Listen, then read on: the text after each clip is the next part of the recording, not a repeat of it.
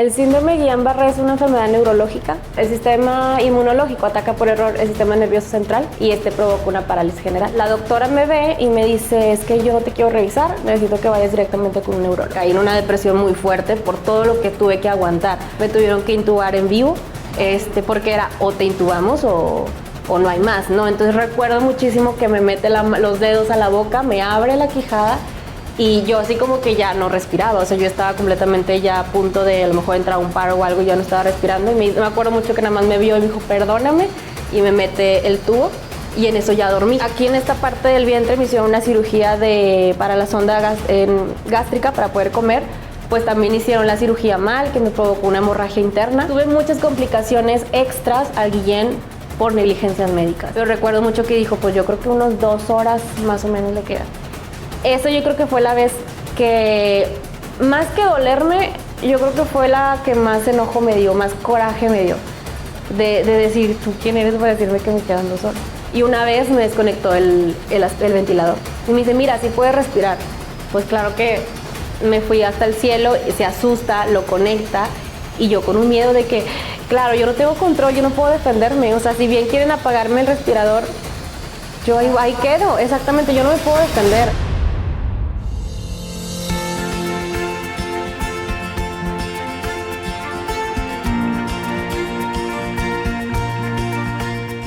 Hola, bienvenido a su programa Terapiando con Blanca. Le agradezco mucho que estés aquí con nosotros y hoy tengo una invitada de lujo, la verdad. Es una persona que es un milagro de vida y hoy nos viene a contar su historia. Espero que sea de tu agrado y sobre todo que logre darte esperanza, esa esperanza que a veces necesitamos en medio de ciertas tempestades.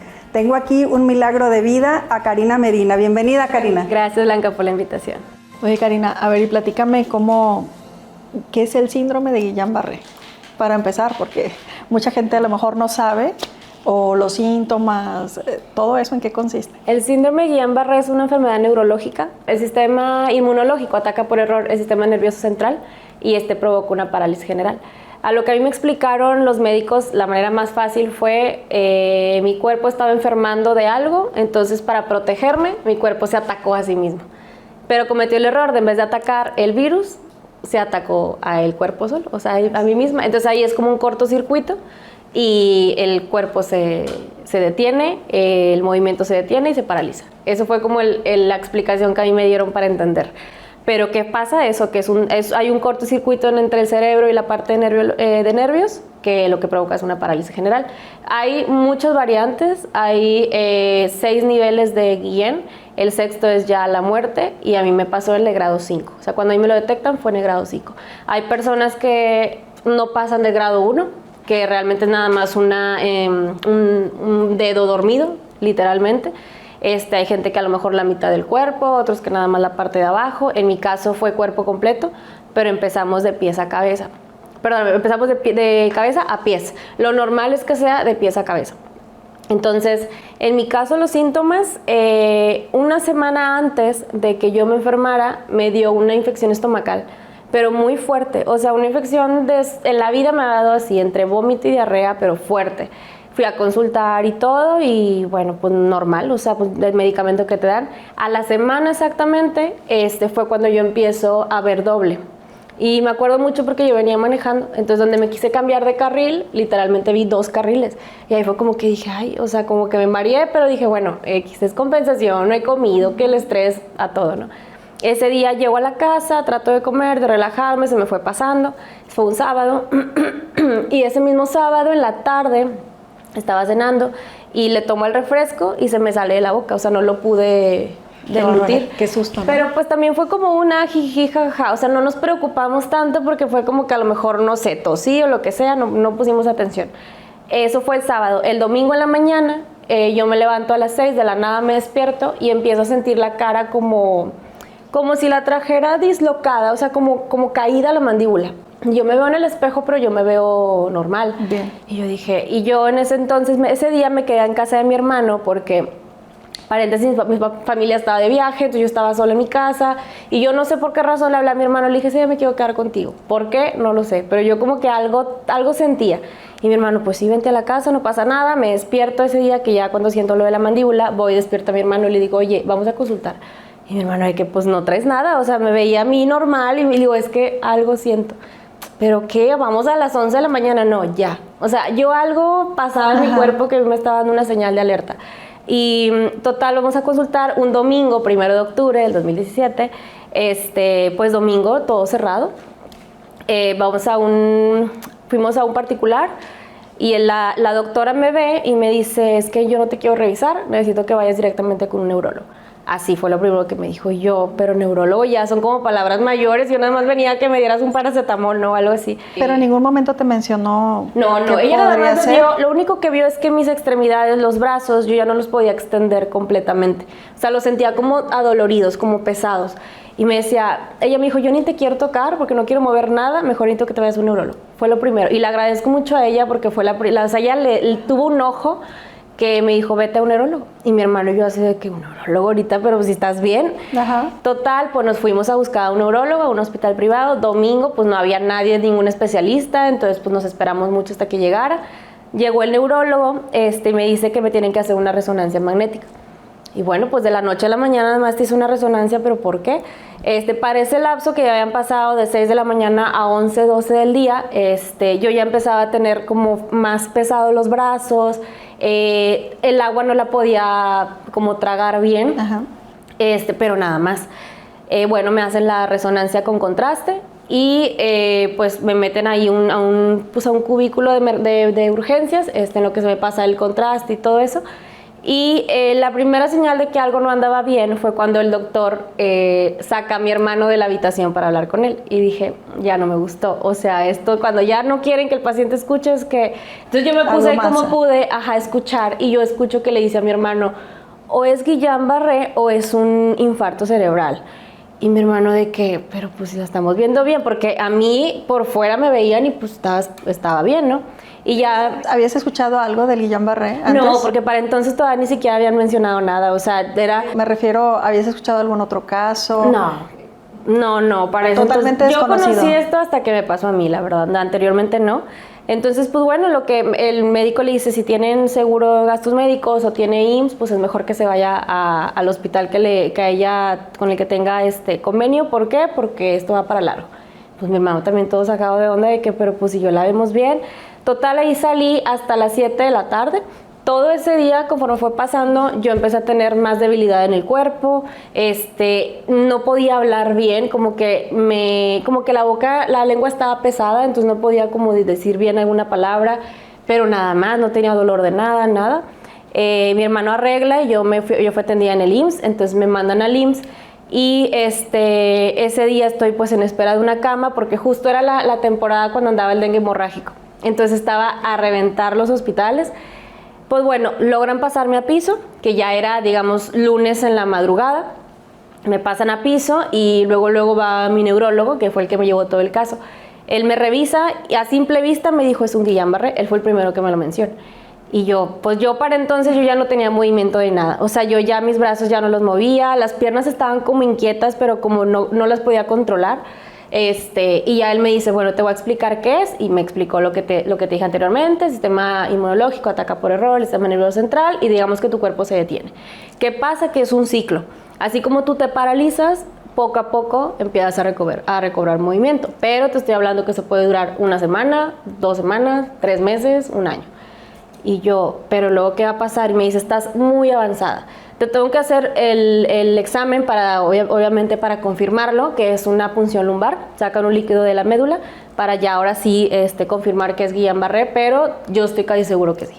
Total, me hacen la punción lumbar, me ponen así como en un conchita, me sacan el líquido de la médula, similar como si fuera una raquia, y pues efectivamente salió que era un Guillain-Barré.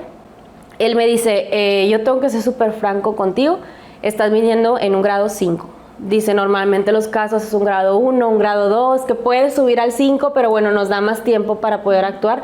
En tu caso estás en el 5. ¿Qué te puede pasar? Todo esto así en 10 minutos. Fue contundente la situación. Fue así, pum, y me empieza a decir, mira, ¿qué puede pasar? Te estás paralizando de pies a cabeza, por lo cual es más riesgo. Normalmente el paciente empieza de pies a cabeza, entonces hay más tiempo para poder actuar y pararlo o detenerlo, o sea, hacer algo más al respecto. En tu caso está avanzando demasiado. ¿Qué va a pasar? Que los pulmones se pueden llegar a paralizar. ¿Qué va a pasar una vez que se paralicen? Va a ser una intubación. Karina, ¿qué edad tenías en ese momento? 23. ¿Cómo asimilaste tanta información tan rápido? ¿Cómo la procesaste? Yo creo que en el momento entré entre un shock y un tengo que hacerlo. O sea, yo creo que en el momento, yo creo que toda mi estadía en el hospital nunca estuve 100% consciente. Creo que estaba actuando más mi instinto de supervivencia. Mi instinto de supervivencia, exactamente. Yo creo que eso fue lo que más actué. Obviamente hubo un momento ya cuando salí todo que caí, o sea, y toqué fondo y caí ya más adelante te explico, pero que caí en una depresión muy fuerte por todo lo que tuve que aguantar. Pero yo creo que en el momento fue tengo que salir. Después lloro, después entiendo, ahorita lo que tengo que hacer es reaccionar. Entonces, el médico me dice eso, me dijo, probablemente te vamos a intubar. Y yo, pero si ayer estaba haciendo mi vida completamente normal, o sea, hace unas horas estaba haciendo mi vida normal, ¿cómo me estás diciendo que ahorita que no tengo nada, me vas a tener que intubar? Y él dijo, si con la intubación, durante la intubación creo que no puede durar más de, no recuerdo si son 18 o 28 días intubado por tema de infecciones intrahospitalarias, si no recuperas tu respiración, vamos a tener que proceder a la traqueotomía. Y todo eso en el mismo ratito. Ajá. Y me decía, ¿tu familia dónde están? ¿Dónde están tus papás? Y mis papás estaban de viaje fuera del país. Y yo, no, pues están fuera del país. Bueno, es importante que les digas. ¿Por qué? Porque yo te voy a apoyar y nunca voy a olvidar, el doctor Hidalgo fue para mí un pilar importante en toda la recuperación. Me dice, yo no te voy a soltar y yo voy a hacer todo lo que esté en mis manos por salvarte, pero necesito que tú le eches ganas. Si tú no le echas ganas, te vas a ir para abajo. Si estás, yo también estoy. Tal cual me dijo y le dije, ok, pues para adelante. Va, perfecto, empezamos con todo el tratamiento. Me hice el tratamiento son las inmunoglobulinas. Eso fue el día lunes. ¿Y a tus papás quién les avisó? Yo le escribo a mi hermana, allá también mi hermana pues un poco shock de que pues si estabas normal, ¿qué pasa? Empiezan a investigar sobre el tema, mi hermana toda positiva de que no, va a ser algo más sencillo, no sé qué, mi mamá de que dime qué está pasando.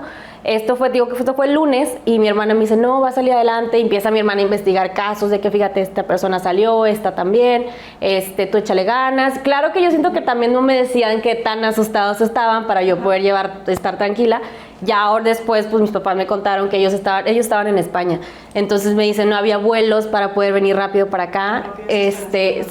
Yo entre mi desesperación, después a lo mejor pensé, estuvo mal, pero en el momento fue lo que se me ocurrió, le mandé un mensaje como de despedida a mi mamá. Porque yo sabía que algo estaba pasando, o sea, y que no iba a ser una cosa de una noche. Entonces yo le mandé un mensaje largo a mi mamá despidiéndome, agradeciéndoles de que estuvieran tranquilos, que yo estaba aquí atendida, si acaso no los volví a ver, o sea, imagínate. Y si mamá, yo leo ese mensaje allá y pues me puse peor, pero para mí era necesario porque yo decía, y si llega a pasar algo, yo quiero estar tranquila. Oye, Karina, ¿y cuál había sido la situación más difícil que tú habías atravesado en tu vida antes que esto? Yo creo que en carne propia no había tenido ninguna. Es que me llama la atención los recursos que tuviste para enfrentar la situación tan difícil, como te decía ahorita, tan joven, que bien decías tú, no tiene que ver la edad, digo, a cualquier edad puede pasar, sí, pero a mayor edad pues tienes más experiencia, creo que mayor fortaleza, no porque tengamos que ser fuertes, sino quieras que no, las experiencias te van curtiendo. Pero tú 23 años y por eso te pregunto, entonces ¿no habías vivido algo tan fuerte que te hubiera hecho pues tan fuerte como en esa situación? No, yo creo que la posición, o sea, a ver, yo a veces pienso, porque a veces aún pasando tiempo a veces uno pregunta, ¿cómo aguantaste tanto? ¿Cómo lo entendiste tan fácil? Pero yo creo que tiene que ver todo en la persona al final del día. Siento que yo me considero una persona muy resiliente y muy fuerte en todos mi vida, ¿sabes? No solamente en tema de enfermedad. Yo creo que soy una persona muy fuerte en mi trabajo, en mi escuela, en mi familia. Entonces yo creo que eso ayudó mi personalidad a decir, pues tienes que enfrentar las cosas. Soy la más chica de mi familia, entonces me ha tocado ver a lo mejor etapas no mías en carne propia, pero a lo mejor con mis hermanos o a lo mejor con algún familiar. Entonces creo que desde siempre he entendido que la vida es muy cambiante y que siempre tienes que echarle ganas. ¿Con qué me topé? A lo mejor sí me topé con darme cuenta y creerme que yo era más fuerte de lo que creía. Eso sí, y también que a lo mejor mis familiares supieran que no era tan débil como creían, que mis amistades no me vieran como, eres la más chiquita, eres la consentida, no, pues soy una persona fuerte. Entonces creo que me encontré conmigo misma, con mi personalidad tal cual es, y pues me tocó descubrirla pues a mis 23 años. Bueno, pues demasiado temprano diría yo, pero qué bueno, porque te va a ayudar para toda la vida, o sea, ya sabes Sí, quién claro, eres. ahorita ya a mis 29 sí pienso y digo, creo que fue en la mejor etapa que me pudo haber pasado, que a veces suena un poco raro decir, ¿lo agradeces? Pues sí lo agradezco bastante, porque fueron muchas cosas que se descubrieron de mi persona y yo creo que no fue nada más aprendizaje para mí, sino también para mi gente, todos los que me rodeaban, desde amistades hasta familiares y mi propia familia, papás, hermanos, creo que todos descubrieron una fortaleza que no sabían que tenía. Ahorita me dijiste que había pacientes de todas las edades. Sí. ¿Qué te tocó ver en el hospital? En el hospital, bueno, los pacientes con Guillain los conocí ya una vez que salí y que me recuperé. Yo me metí muchísimo a investigar del tema, a investigar de qué venía, por qué se llama Guillain-Barré, dónde había más personas con esta enfermedad, etcétera. Y me encontré con personas desde los 2 años, desde meses, hasta adultos ya mayores. Entonces yo creo que ahí donde empecé a entender que era una enfermedad que atacaba a todos, por igual. Yo hacía mis investigaciones en su momento y el común que todas las personas tienen, o que me tocó a mí darme cuenta, es que todas eran personas de estatura media, alta y muy delgadas. Eso es lo que a mí me ha tocado ver. No he conocido a nadie muy bajito o a lo mejor de complexión más robusta, ninguno. Y conocí gente en España, conocí gente en Brasil, conocí gente de Estados Unidos y todos compartimos exactamente esas características. Para mí es como un punto importante porque no he conocido, podrá ser casualidad, pero dentro de lo que yo investigué, esas son las cosas en común que tenemos y que es una vida sumamente activa. Karina, esta chica de multimedios, Madeleine. ¿Has coincidido con ella? Sí. ¿Sabes de su caso? Sí, ella me habló, bueno, ella la vi muy de cerca, mi neurólogo la vio también a ella. ¿Ella fue después de ti? Ella fue después, fue como 2 años creo después de mí. Ella sí me tocó verla me contactaron, no me acuerdo de qué manera, luego fui a su casa, fui a verla, mi neurólogo fue, estuve en contacto con su mamá directamente, con ella y con su entonces pareja, entonces llevamos muy el caso muy de cerca. En el caso de ella fue también un Guillain en un grado como en un 4 o 5, también avanzado. A ella lo que le ayudó mucho fue que los pulmones no se le paralizaron nunca. Entonces, ella no fue necesaria hacer el atraqueo, a ella únicamente le hicieron lo que es la intubación. Pero también fue un Guillain-Barré. Ok. ¿Cuánto tiempo estuviste en el hospital? 4 meses. De octubre del 17 a febrero del 18. Sí, 4 meses. Pasaditos de 4 meses. Ajá. ¿Cómo viviste todo ese tiempo en el hospital? ¿Cuál fue tu experiencia? ¿Cómo lo viviste? Eso sí fue la etapa más traumática, que es la que más costó y que con el tiempo sigue cobrando factura. El estar, te digo, cuando me dicen a mí ese lunes que el doctor habla conmigo y todo, que me dice, bueno, en lo que mi familia la contactan y demás, a mí eso fue el lunes, a mí el miércoles me intuban. Ahí fue la parte más difícil que empecé, digamos, esa etapa en el hospital, porque yo me acuerdo mucho cuando me hicieron la intubación, fue de un segundo a otro, en el que estoy en la cama y de repente sentí como un tapón, o sea, ya no respiré ni por nariz, nada, o sea, simplemente estaba así. Me acuerdo mucho que llegan los médicos que me intuban, que ahora ya sé quiénes son y ya tengo contacto con ellos y todo. Ya en ese momento creo que fue Edgar, uno de los que llega, me avienta la camilla para atrás y me dice, perdóname, no alcanzaron a anestesiarme. Me tuvieron que intubar en vivo, porque era o te intubamos o no hay más, ¿no? Entonces recuerdo muchísimo que me mete los dedos a la boca, me abre la quijada y yo así como que ya no respiraba, o sea, yo estaba completamente ya a punto de a lo mejor entrar a un paro o algo, ya no estaba respirando y me acuerdo mucho que nada más me vio y me dijo, perdóname, y me mete el tubo y en eso ya dormí, fue cuando entonces me hace efecto la anestesia. Yo despierto ya en terapia intensiva, intubada el día viernes.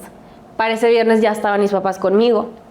Yo despierto, traía amarrada de manos, de pies, ya estaba conectada al ventilador y me acuerdo porque desperté y tenía creo que al pie de cama mi mamá y me tocaba los pies y me decía, ya estamos aquí, ya tranquila, ya estamos aquí. Entonces yo abro los ojos y me acuerdo que llegan y me empiezan a decir, estás en terapia intensiva, tranquila, ya es viernes, y yo como si esto fue el miércoles. Pues bueno, ya nos explicaban un poquito, empezaron a tranquilizarme Y entonces ahí empieza la lucha, porque ya era donde ahora sí no estaba completamente acartonada, ya no movía ni un dedo, estaba completamente paralizada.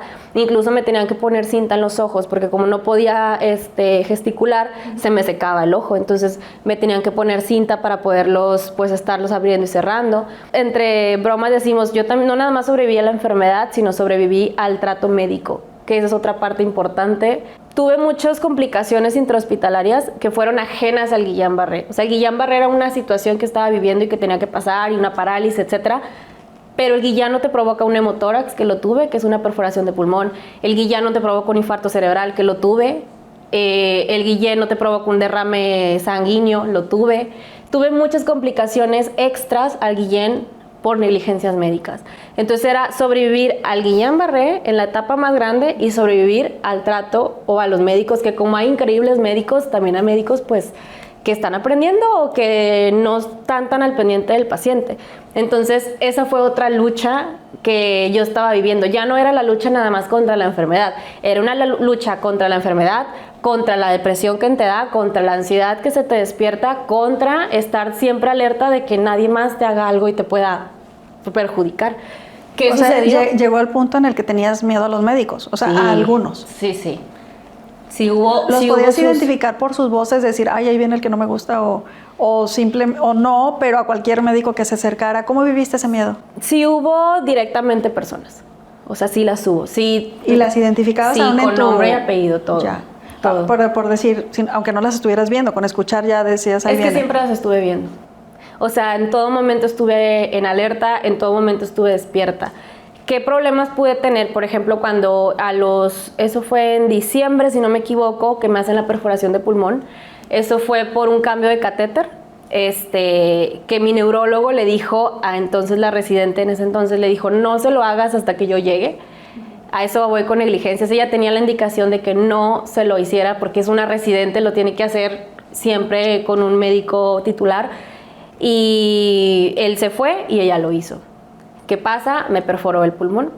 Entonces no fue solamente ese error, es muy común. El error fue que ella no se lo comentó a mi doctor. Entonces, ¿qué pasa? Que cuando él llega a revisión me ve completamente hinchada, o sea, mi bata no me quedaba, con decirte eso, la bata me quedaba así de grande, de apretada, perdón. ¿Por qué? Porque al perforarme el pulmón, pues se contaminó todo mi cuerpo. Entonces yo ya estaba saliendo adelante. Entonces pasa lo del neumotórax, me tienen que colocar una sonda pleural por aquí por abajo un retroceso en el que yo ya estaba en piso y vuelvo a terapia intensiva. Toda causa de una negligencia de una persona que no acató la orden que tenía.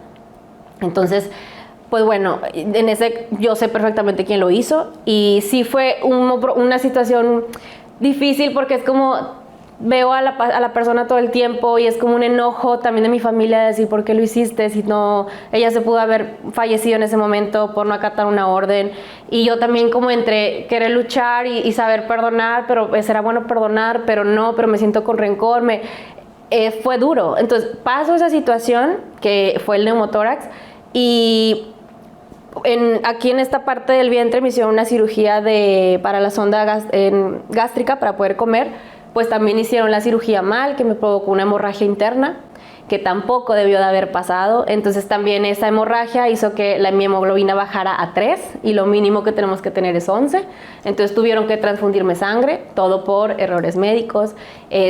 Obviamente, pues entre coágulos que pasan por las situaciones me da un infarto cerebral. Y también pues ahora hay que luchar con el infarto cerebral, hay que luchar contra el neumotórax, hay que luchar contra la hemorragia interna y sin dejar que tienes un Guillain-Barré activo. Entonces ya no era luchar únicamente por un Guillain, era luchar con el Guillain y luchar con el personal médico. Yo dejé de hablar oficialmente desde noviembre 22, si no me equivoco, que fue cuando me realicé la traqueotomía.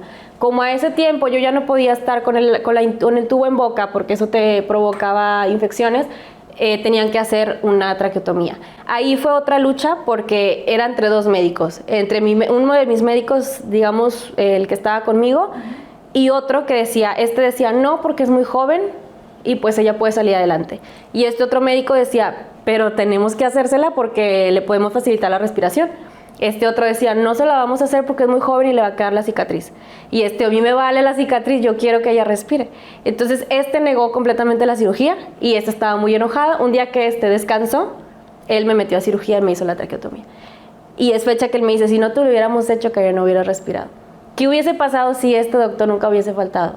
Después, cuando ya pasa el tiempo, me doy cuenta que este mismo doctor le negó la traqueotomía a otra paciente que después conozco que sí falleció. Entonces, vuelve el tema de decir qué tan mal está el servicio médico y por qué yo tengo que preocuparme por sobrevivir de ellos, ¿sabes? Entonces, me hacen la traqueotomía y entonces yo duro con la traqueo de noviembre hasta mayo del 2018. Fueron 8 meses con traqueotomía y por obvias razones no podía hablar. Ajá, entonces mi manera de comunicarme era con los ojos, o sea, yo era como expresar mi enojo, mi tristeza, mi frustración con los ojos, nada más volteaba. Cuando empecé a recobrar movimiento poco a poco, empezaba a escribir y esa fue mi manera de decir, oye, no, o me hicieron esto, no me hicieron esto, me sacaron esto, me pusieron esto. Siempre estar en alerta. Yo prácticamente, yo creo que más que sobrevivir a la enfermedad, sobrevivía todo el conjunto de cosas que estaba viviendo en ese momento. Karina, me dices que te comunicabas con los ojos, pero también me dijiste que te pusieron cintas. Sí. ¿Cómo hacer para tenerlos abiertos cuando tú querías? ¿Cómo lo lograbas? Cuando va pasando el tiempo, el ciclo del Guillain es muy fuerte, paralizada, pero luego poco a poco empieza la persona a recobrar movimiento. Cuando ya empiezo a tener movimiento nuevamente, es decir, que el ciclo va concluyendo, pues entonces poco a poco empiezo a gesticular, poco a poco empiezo a mover un dedo. Entonces ya cuando tenía un poquito más de movimiento, entonces ya era cuando yo podía facilitarme más fácil de poder decir a lo mejor un poquito la cabeza que no, a lo mejor un poquito que sí. No te estoy hablando de un movimiento muy grande, pero pues ya la gente que estaba conmigo pues ya identificaban cuando quería decir algo o no. Igualmente yo empecé a tener movimiento por la mano izquierda. Entonces fue como yo empecé a escribir yo soy diestra y pues empecé a escribir con la izquierda.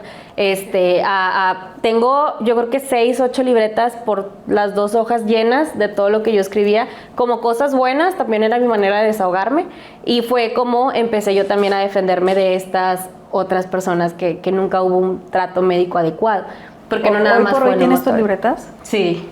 Wow, sí, qué sí, interesante, ¿no? Imagínate qué debe decir ahí. A ver, tengo un libro. de todo, te voy a mandar fotos, tengo de todo. La verdad es que es una manera donde yo también me he contado, era mi manera de platicar cuando me iba a ver gente, pero también había mi manera donde me enojaba y me frustraba y me desahogaba, pues era escribiendo, porque era la única manera de yo poder desahogarme. Oye, y luego, ¿qué fue lo peor que llegaste a escuchar? Porque, digo, mientras estabas dormida o aunque estuvieras despierta, pero no podías comunicarte. ¿Qué es lo más difícil que te tocó escuchar a quienes te rodeaban? Yo creo que decir que me quedaban 2 horas de vida. Eso fue, yo creo que lo más traumante y a la vez lo que más rabia me dio.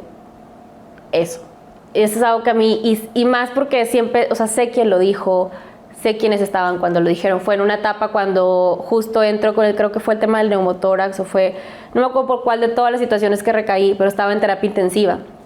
Obviamente dentro del hospital pues tus niveles suben, bajan, entonces ahí la presión estaba hasta el cielo, no me la podían regular. Entonces yo recuerdo mucho a este médico que era el médico internista en ese momento, me tenían en la cama y yo hasta se veía donde el corazón estaba a su máximo, la presión estaba súper elevada y yo recuerdo mucho que decían los médicos, pues es que ya no se va a regular, o sea, ya no se regula, no va a haber manera, o sea, no la vamos a sacar, déjenla, o sea, como quien déjenla tranquila, ¿no?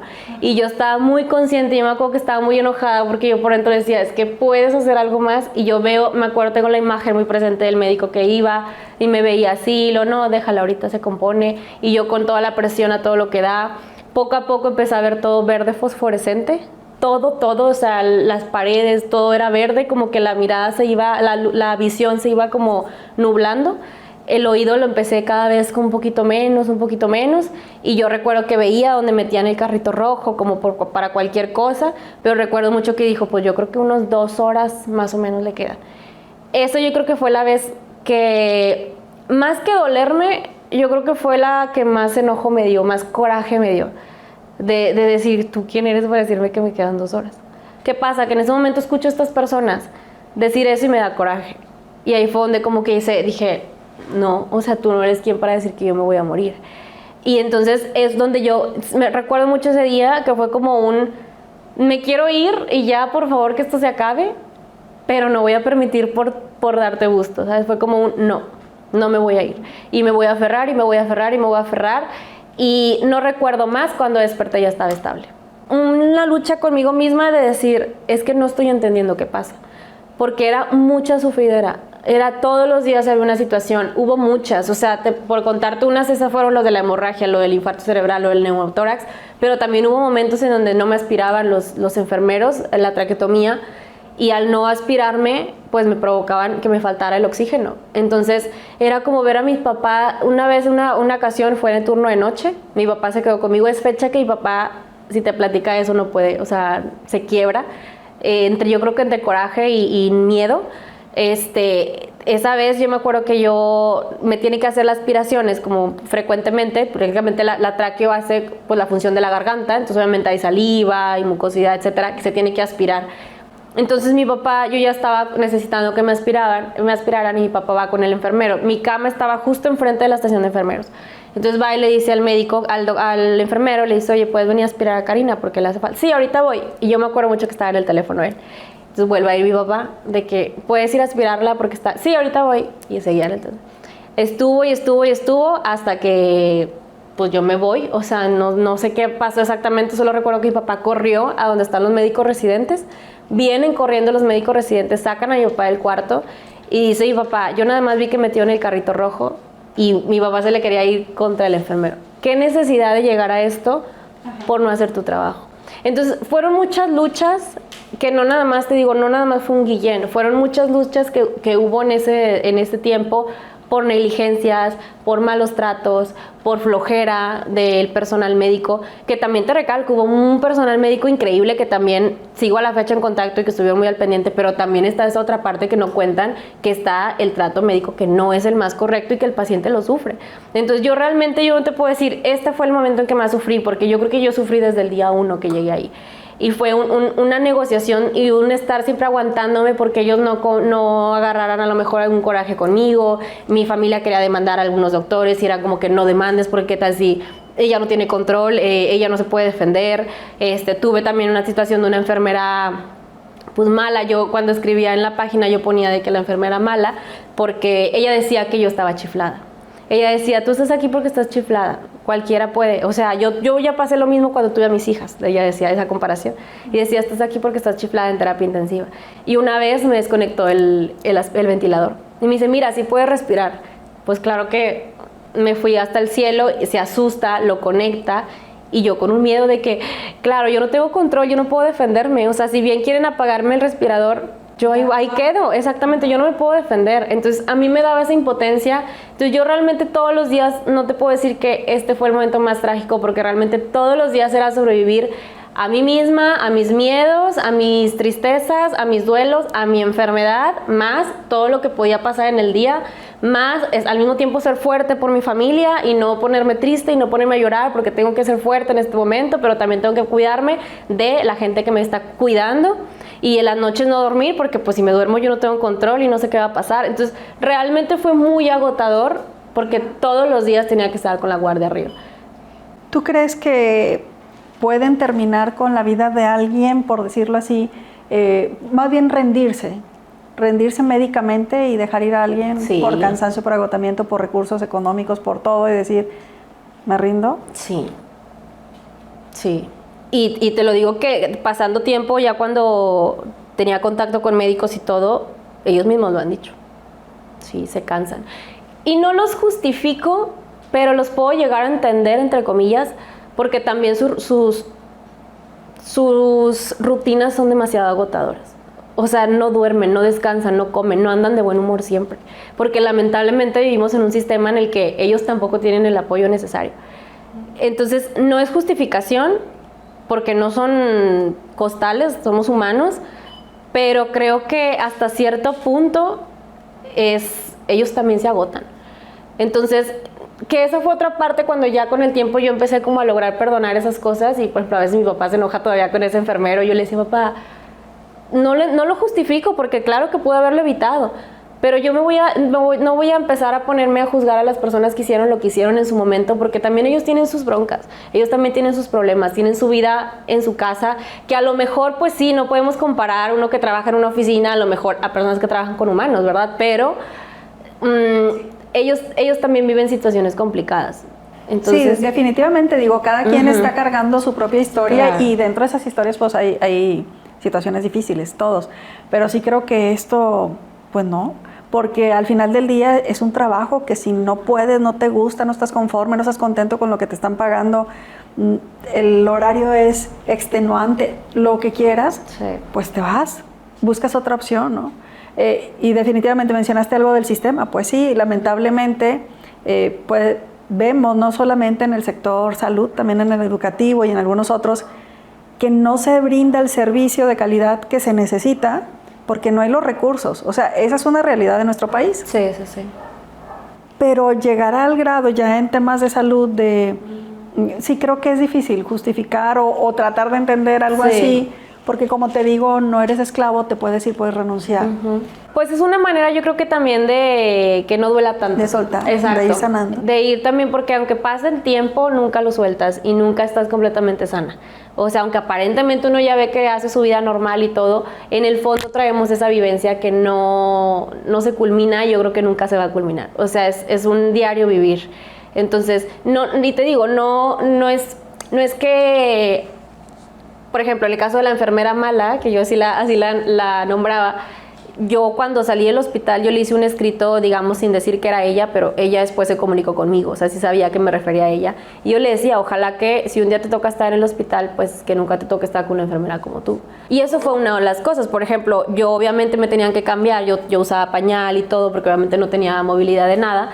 Y yo estaba conectada, yo tenía aparatos conectados. Ella lo que hacía era jalarme la sábana y me encajaba la pleural por este lado, para poderme poner de lado. Y yo me acuerdo que me ponía así, y cuando me quería bañar, o por ejemplo me quería bañar y me jalaba todo, me ponía muy incómoda. ¿Qué pasa? Mi hermana es la que detecta eso, porque me dice, yo como 3 días no me quise bañar. Y a ella se le hizo raro, que ¿por qué no quieres que te bañen? Y yo, es que ya le conté. Y me dice, ¿por qué no me habías dicho? Y le dije, es que yo no quiero que me vuelva a bañar ella. Y ella, pero ¿sabes quién es? Y yo, sí. Y bueno, me la quitaron, pero después me daba miedo, porque yo decía, estoy sola en terapia y ella ya sabe que me quejé, y entonces nunca dormí. En todo ese tiempo yo nunca dormí, si no es porque me tenían que poner medicamento para dormir, porque era necesario dormir, yo no podía, naturalmente no podía, porque yo mi sentido de alerta todo el tiempo estaba arriba. Te cuento otro suceso, uno de los residentes que fue obviamente compartíamos cama con habitación con otros pacientes, yo tenía mi hemoglobina en 3, me estaban transfundiendo sangre porque no tenía. Viene un médico, un residente, y me saca sangre. Y yo de que le decía que no, porque yo sé que yo no tengo, yo no tengo nota de que me saquen sangre. No me hizo caso. Bueno, me la sacaron. Ya después que me la sacó, revisa, era el paciente de al lado. Y la verdad es que ahorita dijiste, me di cuenta que era más fuerte de lo que pensaba. Pues súper fuerte, porque realmente pasar una sola noche con miedo, o sea, está terrible. Y luego miedo por real, porque es gente que te rodea y que tú no sabes quién es bueno, quién es malo, qué tanta ética hay, qué tanta ética no haya, o sea, lo que sea, ¿no? Pero sabes que no estás segura con todo el personal. Entonces, imagínate, una sola noche. Ahora, ¿cuántas noches pasaste ahí? Es que eso es muy duro. Por eso mucha gente, cuando yo sé que se están rindiendo, pues no los culpo, porque es muy complicado. Realmente el querer sobrevivir a una enfermedad es por muchísima fuerza de voluntad, muchísima. O sea, tienes que estar pendiente de ti, tu familia, tú como paciente, y no es dejarte caer y decir, ahora sí estoy en manos de los médicos. No, tú tienes que saber qué te están haciendo, y tu familiar no es dejarle las cosas a los médicos, tienes que estar al pendiente de tu paciente. Yo la verdad soy muy bendecida de tener una familia que no se despegó un segundo literalmente del hospital. Y cuando no podía mi familia, porque también tenían que descansar, tengo amigos, familiares directos, conocidos, etcétera, que estuvieron ahí día, tarde y noche cuidándome. Hubo grandes médicos que también hay que hablar de ellos, sí, ¿verdad? Que son héroes sin capa, pero que hacen un excelente trabajo, que tienen vocación, que se entregan, enfermeros que también están al servicio. Sí. Y eso también es bonito reconocerlo, ¿verdad? Porque al final del día, sin ellos, pues tampoco haríamos nada. Claro, yo siempre hablo de mi neurólogo, que es Diego Hidalgo. La verdad es que es fecha que sigo en contacto con él. Él para mí se convirtió en mi todo en el hospital. O sea, realmente fue una persona que movió cielo, mar y tierra por tener las cirugías que teníamos que tener. No importa si mi mamá le hablaba 80,000 veces, 80,000 veces le contestaba.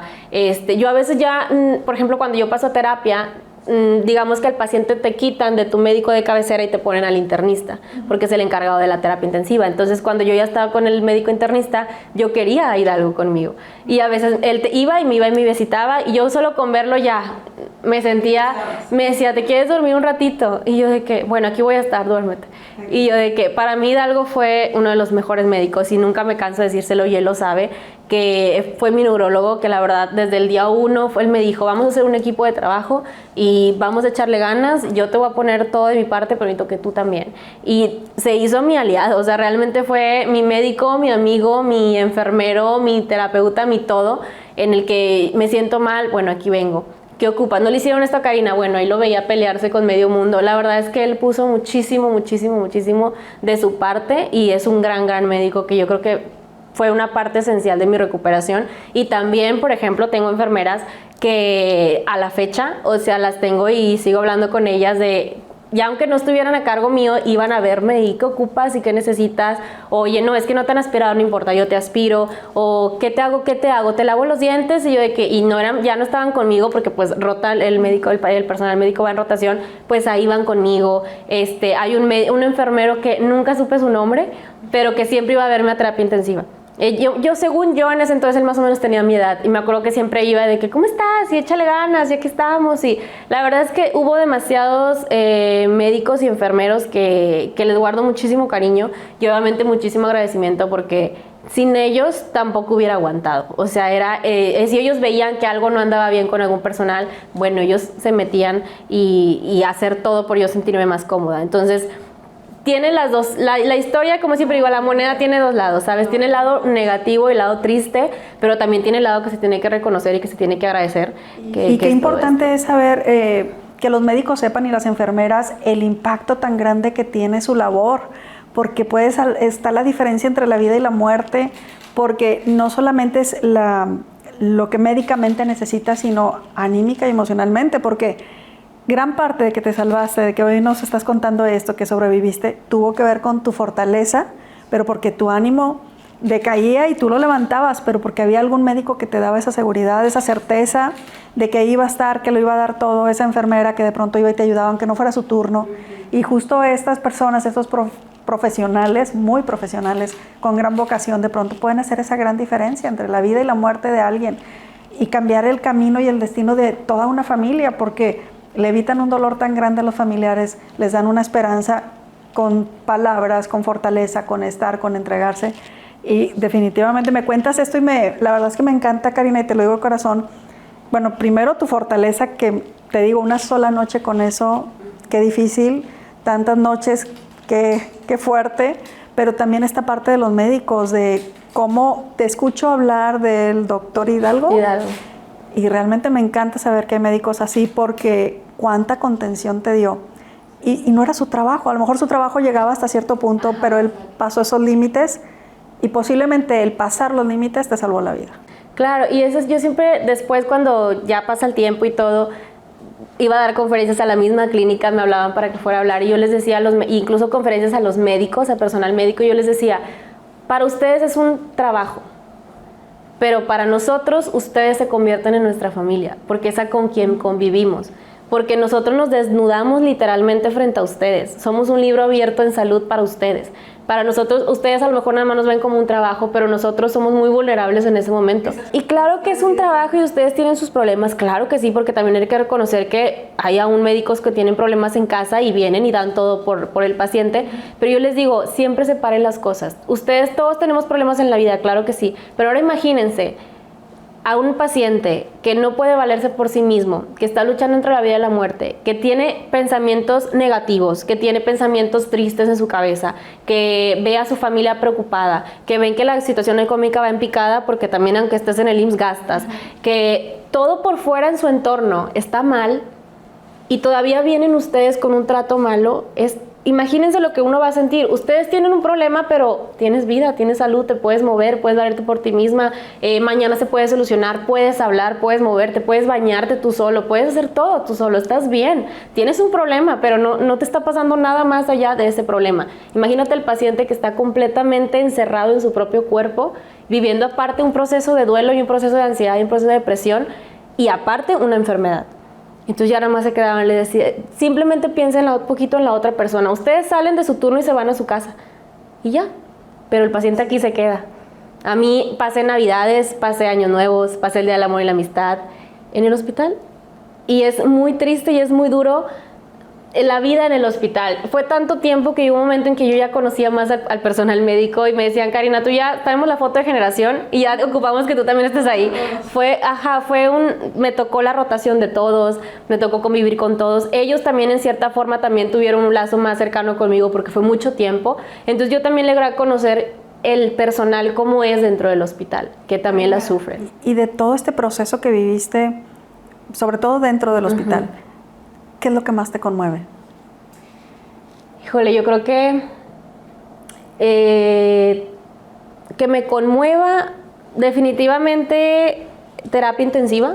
Yo creo que nunca se olvida y nunca se supera. Terapia intensiva fue un choque y yo creo que fue la parte que me abrió a mí mis ansiedades y mis depresiones. Fue terapia intensiva. Esa fue la parte más dura, que después cuando vino todo el tema de pandemia, yo no podía dejar de pensar un solo día en la gente que estaba pasando por eso, porque decía, es que vivir terapia intensiva es lo peor que puedas vivir en la vida. Es estar encerrado en ti mismo, estás completamente aislado, tus familiares te ven 7 minutos al día, a veces no te pueden tocar, tienen que estar al pie de cama nada más. Para donde voltees, la mayoría de los pacientes están pues o dormidos o en coma o intubados, o sea, no es como que veas movimiento. Lamentablemente lo tengo que decir, pero la cantidad de personas que fallecen al día es demasiado. Entonces estar viendo cómo llegó el paciente y luego cómo se lo llevan pues ya muerto y tú pensar, sigo yo. Y para mí terapia intensiva es una situación que nunca la voy a olvidar, que siempre va a doler. Y que hay momentos en que me sigo quebrando. O sea, para mí terapia intensiva fue una lucha interna y una lucha con la soledad. De yo querer estar, pues a lo mejor ver incluso a mi mamá estar conmigo y que no me pueda tocar. O a lo mejor yo quererme parar o hablar con alguien o que alguien me visite y no se puede porque solamente tienes creo 2 visitas al día de 5 minutos, 7 minutos. Y es muy traumante. Terapia intensiva y la gente que esté pasando terapia intensiva, de verdad que los familiares que sepan que es una situación que el paciente nunca va a olvidar. Que yo a veces pienso, es mejor que el paciente esté dormido si está en terapia intensiva porque no le va a sufrir. Pero si el paciente está despierto, es una de las situaciones más duras que una persona puede pasar. Yo creo que para mí lo que más me sigue doliendo es toda mi situación, que fueron 2 meses en terapia intensiva. Y pues para bien, que me conmueva, para bien, también te lo tengo que decir, es ver la fortaleza y los vínculos que se crearon o que se fortalecieron durante la enfermedad. Con mis familiares, con mis amistades, es detectar también quién está en las buenas y en las malas, es saber darte cuenta, aunque te duela, que hay gente que no se apareció, y a la fecha que no se han aparecido. ¿Quiénes se fueron de tu vida? Pues amistades que hacía, que comieron en mi casa, que durmieron en mi casa, que no se aparecieron, que juraban amistad eterna. Pero también te voy a decir que hubo personas que no hacían mi círculo de amigos y siguen. Que incluso eso para mí fue un poco doloroso de darme cuenta que a lo mejor gente que no hacía en mi vida fueron los primeros que fueron. Que incluso cuando ocupaban sangre, pues fueron los primeros en donar, sin importarles nada. Personas que ahí andaban queriéndole pagar al guardia para dejarlos, para que me dejaran ver, o sea, a mí, hacían fila, gente que a lo mejor yo jamás. Tengo un amigo que viajó de Florida para acá a verme. Entonces ahí es donde uno dice, wow, tú nunca te das cuenta quiénes van a estar hasta que te suceden las cosas. Entonces, así como perdí mucha gente, la verdad es que con la gente que se quedó y que llegó, yo siempre se lo voy a agradecer, porque me vieron en una situación muy vulnerable, muy penosa también. Hay que decirlo que uno cuando pasa una enfermedad, pues nuestra dignidad se va. al piso, en el que no es lo mismo que te vean arreglado y a que te vean pues intubada, en bata, conectada a 1000 tubos, completamente vulnerable, en el que a lo mejor en algunos casos algunas amistades me tuvieron que cambiar el pañal y pues qué pena, ¿no? Nunca te imaginas que te van a hacer eso, o amigas que llegaban a masajearme los pies, que no tenían por qué hacerlo y lo hicieron, pues situaciones muy vergonzosas quizá, que tuve que afrontar con gente que a lo mejor nunca imaginé. Entonces es una serie de muchas situaciones que uno vive en el hospital, que no nada más es, el enfermo y los familiares, pues que estén, ojalá que se recuperen. No, es todo lo que hay que no se dice. ¿Tenías novio en esa época? No, en ese entonces no tenía novio, que yo creo que eso hubiese sido o sea, si lo hubiese tenido, a lo mejor hubiera sido una gran prueba para la persona también, porque es muy desgastante. Entonces, pero sí tenía muchos amigos y amigas que la verdad, hasta ahorita siempre se los voy a agradecer de cómo enfrentaron esa crisis y que también ellos lo sufren, porque muchas veces siempre se enfocan en el paciente y cómo lo viviste y cómo lo pasaste y qué te llevó a ser fuerte, y sí, pero nunca preguntan en el cuidador, tanto la parte cercana como la familia, como también las amistades. O sea, era muy difícil que llegó una amiga y me acuerdo que llega y se agarró a llorar mares, y yo así como que yo no hablaba, entonces yo nomás la veía así como y me decía, es que Karina, estamos muy preocupados por ti, no podemos. O sea, no podemos estar con esto y cómo le haces, o sea, estamos cansados pero preocupados por ti, pero queremos que salgas adelante, y yo cuando salgo digo, es que qué difícil es que te lloren en vida. Sí. Es muy duro, o sea, ver cómo mi hermana lloraba, ver cómo mis papás lloraban, ver cómo mis amistades, mi jefe también en ese entonces, y era como raro, porque sí, ¿por qué me lloran? O sea, y ahí es donde te das cuenta que uno puede dejar marcada la vida de las demás personas y a veces no nos damos cuenta hasta cuál es nuestro alcance. Y cuando vemos a las otras personas así, eso fue una de las cosas que me dio fortaleza. Yo decía, yo no me voy a dejar caer. Está la gente aquí preocupada por mí, está la gente aquí haciendo todo, apoyándonos económicamente, con eventos a beneficio, con cosas materiales, ayudando a mis papás, mis amigos haciendo eventos a beneficio. ¿Por qué me voy a dejar caer? Entonces no hay que enfocarnos tanto también, o sea, obviamente sí en el paciente, pero también en todo a su alrededor, porque ellos también sufren. ¿De qué manera se ve la vida después de todo esto? Diferente, muy diferente, o sea, te cambia completamente. Desde tus filtros cambian, tus filtros para tener un acercamiento con alguien cambian, uno se vuelve más selectivo. Uno también en temas con la gente que se queda, pues decimos, nos abrimos completamente más, somos más agradecidos, pero nosotros creo que la fortaleza, esa llega a un alcance en el que dices, si ya pude con esto, no hay otra cosa con la que no vaya a poder. Yo puedo, pero también viene la otra parte donde pues todo cobra factura. Todos esos aguantes, ese dolor, ese miedo, esas frustraciones, te cobra factura eventualmente. Entonces, no solamente es lo que vives en el hospital, sino también es todo lo que vas a vivir después de, tanto las secuelas como las de la enfermedad, como las secuelas psicológicas y emocionales. Eso es otro punto, que mucha gente sale del hospital, pero cae y ya no se levanta. Ya no se levanta de una depresión, ya no se levanta de una ansiedad. Una lucha también con mi familia, porque por ejemplo mi papá es más de pensar pues la parte psicológica, uno puede, no tienes por qué tener medicamento. No es cierto, a lo mejor ocupas un ansiolítico, a lo mejor ocupas un antidepresivo, no, tú puedes sola. Y después es como llegar a esta etapa como un poquito de rebeldía, de ya no me importa nada, y es como, no se te olvide que pasaste esto. Sí, pero fueron muchas cosas que empecé yo a reaccionar de una manera que no me encantó, pero fue como mi manera donde toqué, donde me desahogué, me cansé, donde me agoté, donde yo ya no quería nada, crisis, donde cuando ya pude recoger mi voz y todo, empezaba a gritar, a llorar, a ser muy grosera, fue una etapa muy fea que me decía mi psiquiatra, es que estás en depresión, estás ansiosa, estás tratando de desahogarte de todo lo que te aguantaste. Entonces, la verdad es que también tuve muy buen médico psiquiatra y apoyo con mi psicóloga de tenemos que salir adelante, vas a poder salir adelante, otra vez con ansiolíticos, con antidepresivos, y fue un lapso de 6 meses donde volví a recuperarme y salí adelante. ¿Cuándo fue la primera vez que saliste de tu casa, bañada, arreglada, ahora sí, tú sola? Fue cuando regresé a trabajar, que trabajaba como 2 horas, 3 horas, empecé a ir poco a poco, y pero fue con mucho miedo.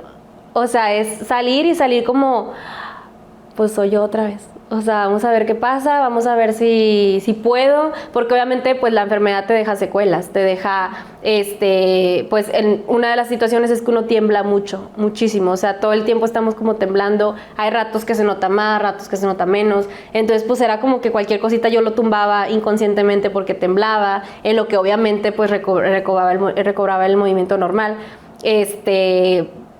pues los miedos, era eso, miedo a que te pase algo, miedo que no puedas sola, como estás acompañado tanto tiempo y de repente te dejan solo, pues sí dices como, ay, ahora no está mi mamá, ahora no está mi enfermera, ahora no está, entonces sí es difícil, pero también es como un pasito de decir, wow, ya estoy aquí, ya pasó todo lo malo, entonces, y a la fecha, yo creo que ya una vez que vives eso todos los días, es un día a la vez, todos los días vas como, ahora voy a disfrutar más el día de hoy, yo no sé si pueda volver a pasar, yo no sé si mañana me pasa algo. Entonces estás más consciente de tus actos, estás más consciente de la vida y disfrutas más esos detalles que a lo mejor anteriormente no los veías o los valorabas tanto, como bañarte tú sola, o sea, que te caiga el agua en la regadera, comer un vaso de agua, pues hacer ejercicio, ay, no tengo flojera, pero puedes moverte, hazlo. Yo creo que ese tipo de cositas uno las empieza a valorar más y agradecer más, entonces completamente cambia la visión que tenías anteriormente a la de ahora.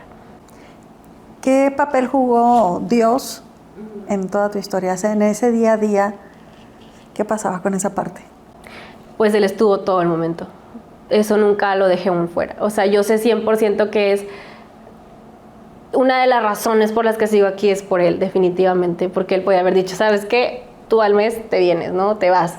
No, Él fue algo de donde yo me agarré y me sostuve todo el tiempo. Era mi apoyo, fue mi manera de yo, no sé, cuando yo estaba sola, era como decir, no estoy sola. O sea, no estoy sola, estoy acompañada. Yo lo único que decía es, pues que sea lo que Dios quiera, pero que no sufra tanto. Que no sufra tanto mi familia. A mí me preocupaba mis papás. Yo decía, que mi mamá no le duela tanto, que mi mamá no sufra tanto, que tenga ese apoyo y esa fortaleza para salir adelante si yo no sobrevivo. Era lo único que yo pedía. A mí al final yo decía, pues yo me tengo que ir y si ahí me tocó por algo, pues bueno, lo acepto. Pero que mi familia no sufra tanto. Eso es lo que a mí me podía mucho. ¿Para qué crees tú que pasó todo esto? Digo, porque de pronto nos ponemos a revisar, bueno, sí, ¿por sí, qué sí. pasó? Y también pensamos, ¿para qué? Yo creo que fue un aprendizaje para los que estuvieron involucrados. Para todos. Para todos, sí, claro. Sí, o sea, no puedo decirte que me pasó a mí para yo aprender. No, me tocó vivirlo a mí, pero aprendieron todos. En mi familia yo creo que todos nos dimos cuenta de los alcances, límites y resistencias de todos. Yo creo que ellos también se dieron cuenta que yo soy la menor de mi familia, entonces creo que no soy la chiquita chiflada consentida. Soy una mujer fuerte, soy una mujer resiliente. Se dieron cuenta que aguanto más de lo que a lo mejor habían creído. Yo también creo que conocí una Karina que no conocía. Definitivamente es como, yo siempre digo la frase de nunca supe lo que era ser fuerte hasta que ser fuerte fue tu única opción, y fue tal cual. ¿Qué le dirías hoy a esa Karina de 23 años? Que lo mejor está por venir, que no sé, que ella sabe en el fondo lo fuerte que es. Siempre lo ha sabido desde niña, porque a lo mejor no viví yo, esa Karina no va a vivir cosas en carne propia, pero a lo mejor en familia, en cuerpos de otros sí, pero al final del día ella sabe lo que es capaz y que siempre confía en ella. Creo que esa es la única, lo que le digo, confía en ti. O sea, ¿por qué? Porque si no vas a confiar en ti, nadie más lo va a hacer. Entonces, ¿qué le diría? Que todo pasa, absolutamente todo, o sea, por muy hasta lo bueno, entonces disfrútalo, porque también lo bueno se acaba y los momentos bonitos se acaban, entonces todo pasa, disfrútalo, lo bueno, lo malo, eres sumamente fuerte, entonces van a venir cosas más fuertes y yo no sé si el día de mañana van a vivir cosas todavía peores, pero ¿qué le diría? Que ella puede con todo. ¿Actualmente se hace en alguna asociación de Guillain-Barré? Asociaciones en México no hay grupos de apoyo, eso sí. Yo en Monterrey tengo una. Aquí en Monterrey somos aproximadamente entre 40 y 50 pacientes. Entonces no es una enfermedad tan desconocida como parece. Últimamente empezó a sonar mucho la enfermedad en Tabasco y en Tlaxcala, creo, que había muchos casos de Guillain-Barré, había mucho que lo estaban asociando al COVID. Yo lo que puedo decir del tema no es un tema de COVID, eso tiene muchísimos años atrás. Aquí en Monterrey ya vemos muchísimas personas que lo han padecido, en niveles menores, en niveles más altos, pero todos haciendo su vida de manera normal. Unos a lo mejor con unas secuelas más graves que otros, pero se puede salir adelante. O sea, sí es una enfermedad que sí es más común de lo que se cree, que le puede pasar absolutamente a todos. Y lo importante de esto es que si se atiende a tiempo y la persona quiere y tiene las maneras, se puede salir adelante. Ay, Karina, pues qué historia, qué bárbara, qué historia tan fuerte, tan conmovedora, pero también de tanta enseñanza, tanto aprendizaje, que la verdad es que no sabía si preguntarte, pero ¿cómo le haría ahora una persona para acercarse a ti, vamos a decir una posible pareja, con una mujer tan fuerte, que la verdad es que esta experiencia yo creo que te llevó a vivir kilométricamente rápido? Sí, por ejemplo, ahorita tengo novio, entonces, pero sí te voy a decir que es un tema. Es un tema en el sentido de así como uno es muy fuerte y sabe sus alcances, también es inseguro. ¿Por qué? Porque uno dice, pues, ¿y si me vuelve a pasar? Y yo no quiero estar como que alguien esté a lo mejor cuidando de mí. Es complicado, y también es complicado saber si hay alguien que esté dispuesto a estar con una persona que ha subido tantas batallas. Entonces, y no nada más en mi caso, realmente conozco casos de personas que lo vivieron que no han tenido pareja desde que se enfermaron, y es porque no quiero ser que de lástima, no quiero que a lo mejor... Pero fíjate, yo al contrario, o sea, creo que me parece más difícil que alguien pueda, creo que impone seguridad, fortaleza, y además no solamente porque lo hables o porque lo aparentes, sino porque es real, ya lo pasaste, ya lo viviste. Más bien iba yo por ese lado, de que tanto los hombres se pueden sentir, pues no, o sea, que les impones, que sí, demasiado sí puede grande, pasar. vamos. Sí pasa, por ejemplo, un exnovio que tuve después un novio que tuve después de que enfermé, sí, una de las razones por las que él terminó la relación de varias fue esa. Decía, yo no puedo. O sea, me puede más saber que tú eres una persona que puede con muchas cosas, entonces no puedo. Y obviamente te da inseguridad después, porque cuando estás soltera dices, pues es que nunca voy a estar 100% con alguien. Yo qué les digo, porque me ha tocado que sí me lo han preguntado directamente, que es que cómo le haces. Yo, por ejemplo, ahorita tengo un novio que lo sabe completamente toda la situación, que caigo de repente, porque también tengo mis ratos que me acuerdo y me da el bajón, y ahí está él, y yo le digo, es que no me digas nada, solo quiero llorar, y me decía, llora, o sea, y yo de que llore, yo le digo, es que tú sabes lo que pasa, tú sabes lo que mis alcances, sabes hasta dónde, y me decía, sí, estoy consciente, y ya está, no pasa nada, sé lo fuerte que eres y ya está. Entonces, ¿qué yo digo a esa gente? Al final del día siempre vas a encontrar a alguien que esté dispuesto a estar contigo independientemente de tus luchas. Y si la persona no quiere, mujer, hombre, estar contigo por esa razón, entonces no es ahí, punto. Una persona con una historia necesita una persona fuerte. Una persona que esté a la altura de la situación. Que esté a la altura, y sí exactamente. Sí los hay. Claro que los hay, y ya no es fuerte de, es que yo puedo, claro que puede ser una persona, incluso un hombre un poco más débil que la mujer, no pasa nada, pero que esté ahí, una persona presente, eso es lo que se necesita, porque uno sí necesita mucho apoyo de una pareja, de ese que te sostenga cuando tú no puedas, porque así como también somos fuertes, también somos muy vulnerables, también de repente nos agotamos, y a veces no somos tan seguros, porque obviamente nos dan pues inseguridades como a todo mundo, pero si estamos acompañados de alguien que te ponga el hombro, entonces todo sale, pero claro que lo hay. Pero sí es muy difícil, pero que les digo es paciencia. O sea, realmente es, antes, más de verse como, no voy a poder, valgo mucho más de lo que valía antes.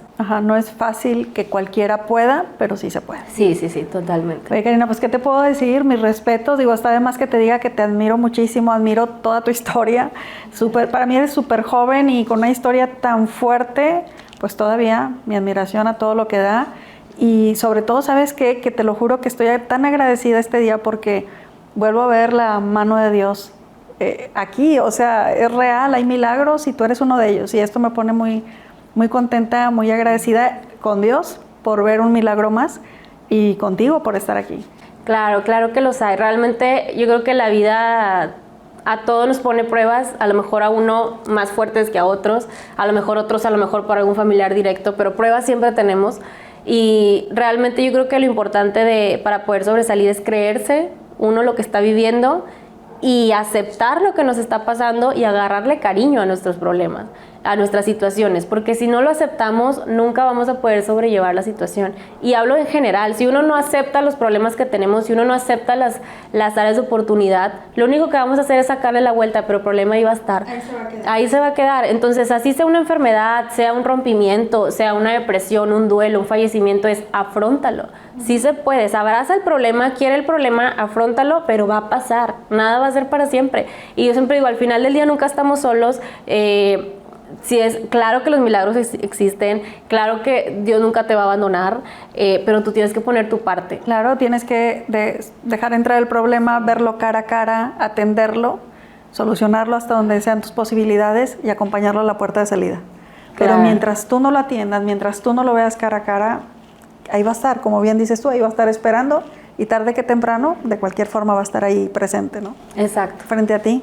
Y vas a tener que hacerlo. Sí, totalmente. Entonces, y siempre digo, lo bonito es lo que venga después del problema, porque realmente a veces uno no avanza porque tiene miedo, pero tú no sabes lo que te puede esperar más adelante. Yo te puedo hablar completo, o sea, decirte que mi vida después de todo, que fue alrededor ya, digamos, donde hice mi vida sanamente y en todos los aspectos fue, yo creo que 2 años y medio, lo que pasó, lo que tardé para poder ahorita estar como estoy, y digo, es la mejor etapa de mi vida. Y orgullosamente te puedo decir, pues sí lo viví, y con orgullo lo voy a decir siempre, aunque me duela, aunque me quiebra, aunque haya días que no puedo y que me invade cada año cuando se cumple el año, o que de repente pues tenemos secuelas y el cuerpo a veces anda más cansado y todo, pues no importa, claro que tengo todo el derecho de tenerme un momento para llorar y vivir el duelo, y a lo mejor pues me acuerdo y ni modo, pues quiero llorar, voy a llorar, y no me hace menos fuerte, simplemente que tengo que respirar para continuar. Entonces yo creo que es importante también eso, no dejar de sentir los momentos también vulnerables, porque es importante decir, bueno, hoy tengo muchas ganas de llorar, pues llora. Pues voy a llorar en 2 horas, y a lo mejor es un tema que ya pasó, no importa, si te duele, afróntalo y llóralo y ya está, sanaste, bueno, ahora sí, a seguirle. Hace como 2 meses hablando con mi jefe salió el tema, y yo me tenías en la oficina lloré y lloré, y él de que, pues llórelo, y luego después decía, pero ¿por qué estoy llorando si es un tema? Y dice, hay que llorarlo, o sea, y no porque ya pasamos el problema se va a dejar de voltear a verlo, duele y va a seguir doliendo por mucho tiempo, quizá siempre lo vamos a tener ahí en nuestra vida, pero no para deprimirnos, sino para agarrarlo y decir, pues si pude con esto, puedo con 1000 cosas más, entonces me voy a tomar el tiempo de vivirlo, de sentirlo, y lo suelto. Entonces yo siempre que digo, pasen independientemente del problema que estén pasando, porque no tiene que ser una enfermedad, es afronta el problema, tómate tu tiempo, vívelo y continúas. Más adelante vas a entender por qué tuviste que vivirlo, siempre vas a entender por qué pasan las cosas, y cuando pasan situaciones que están fuera de nuestras manos, como el trato de médicos, etcétera, no pasa nada, hay que aprender a perdonar, hay que aprender a saber que pues hay errores que nosotros cometemos y a ellos les toca cometer de una manera distinta, pero se tiene que aprender a perdonar y soltar para nosotros poder vivir tranquilos. Karina, pues muchísimas gracias, muchas gracias por haber estado aquí. La verdad me encantó tu historia, y espero que para todos haya sido una historia pues de aprendizaje, pero sobre todo de esperanza, porque pues hay muchísima gente atravesando situaciones, unas más complejas que otras, como dice Karina, no necesariamente de salud, otras sí de salud. Y la importancia de pronto de escuchar este tipo de historias donde nos podemos tomar de ahí, ¿verdad? Para agarrar esperanza, para volver a creer en que las cosas sí se pueden. Y sobre todo lo que bien dice Karina, la importancia de la unión familiar, de que haya gente que esté presente. Como dice, la persona que esté, pero que esté presente, no nada más que esté en lo fácil y no en lo difícil, sino que se quede ahí, que ahí esté. Entonces toda esta historia creo que nos deja aprendizaje, esperanza, y pues más información de este síndrome Guillain-Barré, y de que pues es más frecuente de lo que hemos estado informados, ¿verdad? Entonces, bueno, pues me da mucho gusto que haya estado con nosotros. Por hoy nos despedimos. Se despide de usted su amiga Blanca Berlanga, psicóloga. Muchas gracias.